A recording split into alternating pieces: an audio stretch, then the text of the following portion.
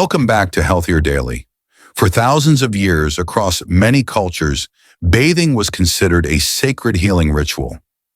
But in our modern world of speed and efficiency, have we accidentally turned this ancient practice into a daily source of stress for our bodies? We may be getting clean on the outside, but we could be quietly disrupting our immune system and brain function on the inside. Here to help us reclaim the shower as a powerful tool for health is Dr. Shigaki Hinohara. Doctor, where did we go wrong? Thank you, Dr. Carter. You have asked the most important question. We went wrong when we forgot the purpose. We began to see the shower as a chore to be completed quickly, not a ritual to be experienced. I ask my patients to think of it this way. Your body is a delicate musical instrument. A shower is how you tune that instrument for the night's performance of healing and repair. A hot, harsh, rushed shower tunes the strings too tight. They become tense, agitated, and ready to snap. A gentle, mindful shower, however, tunes them to the perfect pitch for deep rest. Tuning the instrument, that's a profound way to look at it. If you are ready to learn how to tune your instrument for better sleep, a stronger immune system, and a clearer mind, type A1 in the comments below.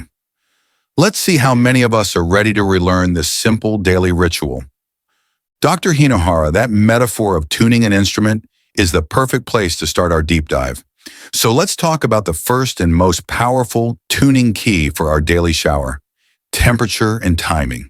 What is the biggest mistake people make here that tunes their bodies' strings too tight, creating tension instead of harmony? The biggest mistake, and it is very common, is the belief that a long, steaming hot shower right before climbing into bed is a form of medicine for sleep. I understand the feeling. The heat is a pleasant distraction. It soothes tired muscles. But from the body's perspective, it is not a gentle lullaby. A shower that is too hot is a kind of shout. It is a fire alarm telling the nervous system to wake up and pay attention. And that fire alarm directly disrupts our body's master clock. This clock, a tiny region in the brain called the suprachiasmatic nucleus, relies on cues from our environment to regulate our sleep-wake cycle. One of its most important cues for sleep is a gradual drop in core body temperature as evening progresses. A scalding hot shower late at night does the exact opposite. It artificially raises your core body temperature, which confuses this master clock. This has been shown to suppress the release of your primary sleep hormone, melatonin. A 2022 study in the Journal of Sleep Research confirmed this, finding that hot evening showers delayed the onset of sleep and significantly reduced the amount of deep, restorative slow-wave sleep in older adults. So the first part of the solution is simple wisdom. Shower with warm water, not hot. Around 38 to 39 degrees Celsius or 100 to 102 degrees Fahrenheit is ideal. And just as important, shower at least 90 minutes before your intended bedtime. This gives your instrument time to cool down naturally. And that gradual cooling process is the true natural signal for deep sleep to begin. That timing makes perfect sense from a thermoregulation standpoint. But you've mentioned another fascinating part of this in traditional Japanese bathing culture, the cool down phase. How does that work? Yes, this is the closing note of the song.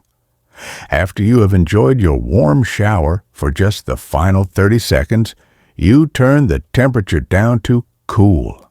Not freezing cold, that would be another shock. Just noticeably cool. You let this water run over your lower legs and feet, and especially over the back of your neck. This is the signal that tells the body the tuning is complete. It is time for quiet. This is incredible, and there is powerful science here. That cool water on the back of the neck is a well-known method for vagus nerve stimulation. The vagus nerve is the main highway of your parasympathetic nervous system, the rest, digest, and heal system. Gentle stimulation of this nerve has been shown in various hydrotherapy studies to immediately lower heart rate, increase heart rate variability, a key sign of a relaxed state, and shift the entire nervous system out of stress mode and into healing mode. You are essentially manually flipping the switch in your body to calm. Now, the second key. This one is about what we use to clean ourselves. The mistake is believing that squeaky clean is the healthiest clean. This was the problem for a patient of mine, Mrs. Tanaka. She suffered from dry, itchy, irritated skin and slept poorly because of the discomfort. She was a very clean woman who scrubbed her entire body every night with a strong, foaming antibacterial soap. She believed she was protecting herself from germs, but she was actually stripping away her body's own natural armor. That armor is a beautiful way to describe what scientists call the skin microbiome and the acid mantle. Our skin is a living ecosystem, home to billions of beneficial bacteria that are our first line of defense against harmful pathogens. It's also covered by a thin, slightly acidic film that maintains a healthy pH balance. Strong alkaline soaps, especially the harsh antibacterial ones, destroy both. A 2021 study in the British Journal of Dermatology showed that daily full-body washing with these types of soaps significantly disrupted the skin microbiome in seniors, leading to increased skin inflammation and immeasurably weaker skin barrier function. So the solution is one of gentle respect.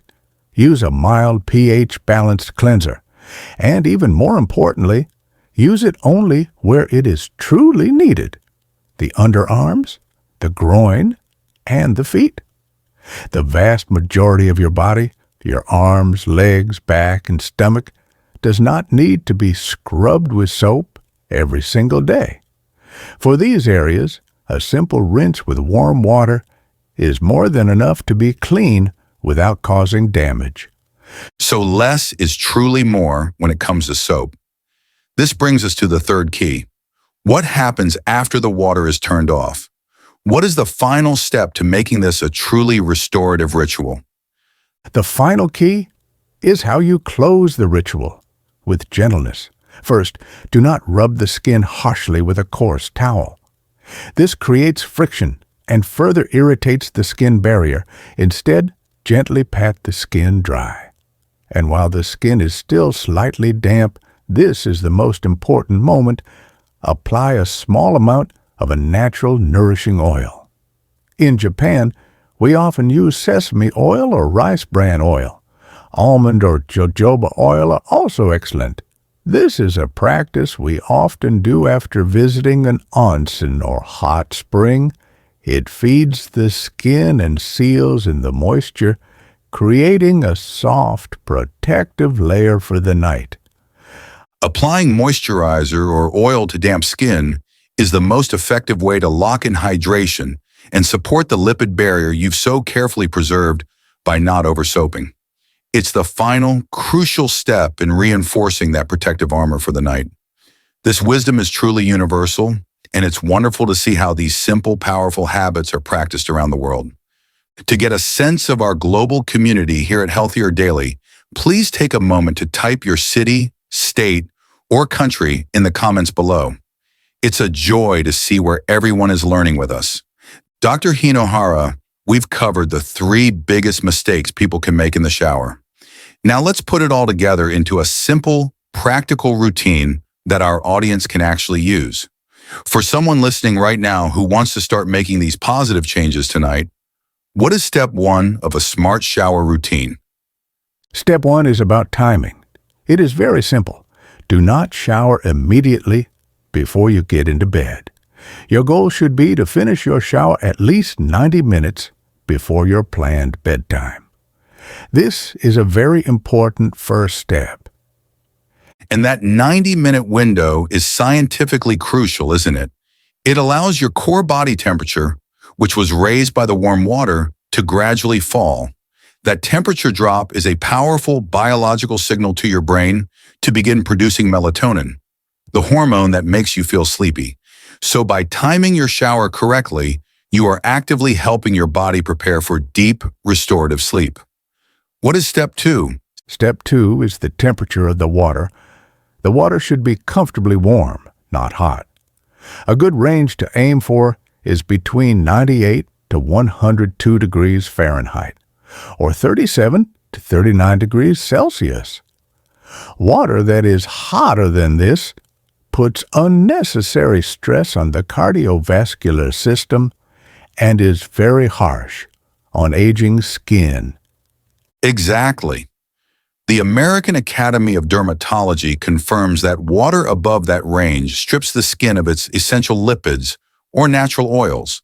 This weakens the skin's protective barrier, leading to the dryness and itchiness that so many seniors experience. Okay, so we have the right timing and the right temperature. What's step 3? Step 3 is about how you wash.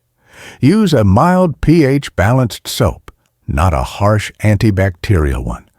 And importantly, you only need to apply soap to the areas of your body that produce odor. This means your underarms, your groin area, and your feet. Your arms, legs, back, and stomach do not need to be scrubbed with soap every single day. For those areas, rinsing with warm water is sufficient to be clean. This approach makes perfect biological sense. It protects your skin microbiome.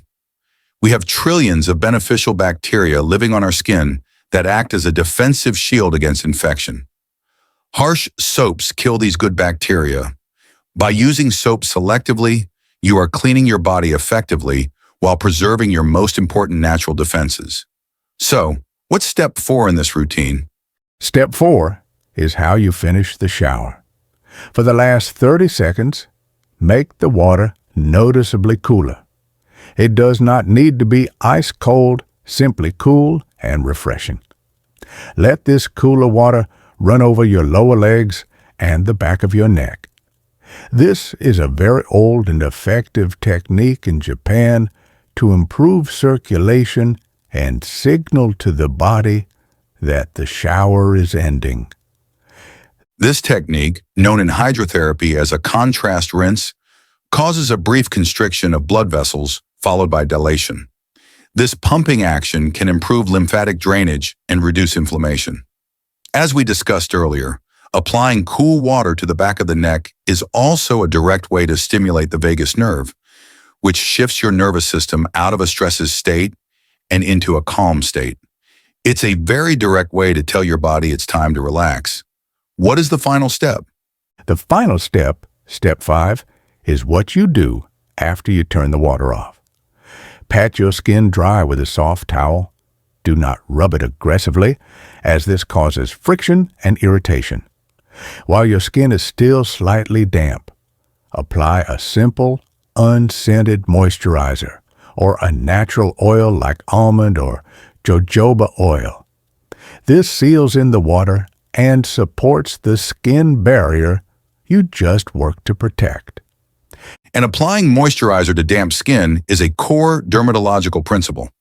It can dramatically increase the moisture content of the skin by trapping the water that would otherwise evaporate, preventing the chronic dryness that is so common in older adults.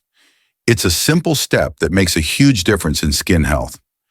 Dr. Hinohara, that 5-step guide is incredibly clear and practical. You've transformed the simple act of showering from a mundane chore into a deliberate therapeutic routine. It's truly amazing to think that these small adjustments can have such a significant impact on everything from our skin to our sleep quality. Yes, the body is one connected system. You cannot treat one part without affecting all the others. A stressful shower can lead to poor sleep. And as we know, poor sleep leads to a tired mind and body. The reverse is also true. A gentle, restorative shower leads to better sleep, and better sleep is the foundation of a long and healthy life. And that's the critical connection we wanted to highlight today for our audience. The direct link between this simple daily habit and your long-term brain health. The science we've discussed, improving sleep quality by managing core body temperature, stimulating the vagus nerve with a cool rinse, all points to the shower as an overlooked but powerful tool for supporting cognitive function as we age. That is correct. I always tell my patients, do not search for a single, complicated magic solution. Instead, look to your simple daily rituals. The path to health is paved with small, wise choices, repeated with care. How you eat, how you move, and as we have discussed today, even how you bathe. These are the things that truly matter. Small, wise choices. That is a powerful and empowering message. A routine like this is a perfect example of how we can take active, daily control over our own brain health instead of feeling like we are passive bystanders to the aging process. Precisely. The power is in your hands every time you turn on the water. Dr. Hinohara, thank you once again for your incredible insights. You've given us a completely new way to look at a daily habit and shown us how it connects directly to our sleep, our immunity, and ultimately our brain health.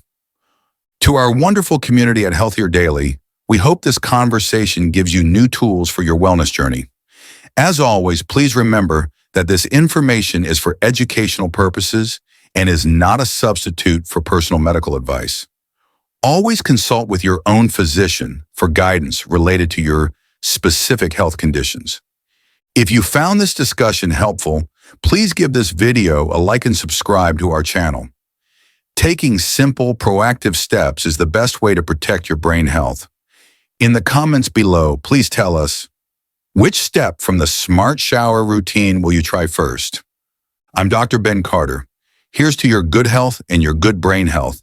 Be well, and we'll see you next time.